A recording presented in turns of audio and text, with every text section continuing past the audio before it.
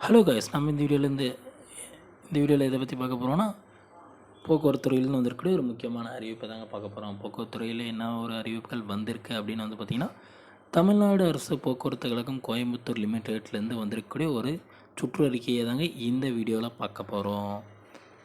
பொருள் வந்து பார்த்தா லேம்ப் ஆப் ஜிபிஎஸ் டிவைஸ் பொருத்தப்பட்ட பேருந்து சிக்னல் கிடைக்காதது சம்மந்தமாக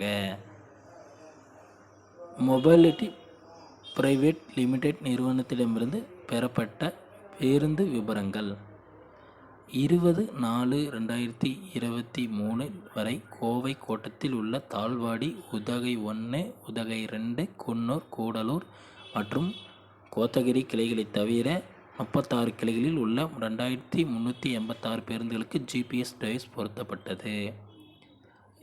எம்எஸ் சோலா மொபைலிட்டி பிரைவேட் லிமிடெட் நிறுவனத்தினால் பரிசாட்ட முறையில் பேருந்துகளின் இயக்கம் கண்காணிக்கப்பட்டு வருகிறது. அந்நிறுவனத்தினர் பேருந்தின் இயக்கத்தை கண்காணிக்காத பொழுது 371 பேருந்துகளின் இயக்கத்தில் சிக்னல் இன்ஆக்டிவேட் கிடைக்காத காரணத்தினால் கிளைகளில் பேருந்துகளை ஆய்வு செய்தனர். அதில் பேருந்துகளில் பொருத்தியுள்ள GPS device, earth wire, glass fuse, main wire ஆகியவை துண்டிக்கப்பட்டு ஜிபிஎஸ் டிவைஸ் செயலிழந்து தெரிய வந்தது. மேற்கண்ட குறைபாடுகள் மீண்டும் நடைபெறா வண்ணம் இருக்க பணியாளர்கள், கிளை மேலாளர்கள் அறிவுறுத்தும்படி கேட்டுக்கொள்ளப்படுகின்றனர். இது மேலும் இதுபோல் துண்டிப்பு ஏற்படின் தேதி மற்றும் நேரம் ஆகியவற்றின் அடிப்படையில் காரணத்தை கண்டறிந்து சம்பந்தப்பட்ட பணியாளர்களின் மீது ஒழுங்கு நடவடிக்கை மேற்கொள்ளப்படும் என சொல்லியிருக்காங்க. அதாவது வந்து பார்த்திங்கன்னா, கோயம்புத்தூர் கோட்டத்தில் ஓட்டுற பேருந்தில் வந்து பார்த்திங்கன்னா ஜிபிஎஸ் கருவி பொருத்தியிருந்தாங்க.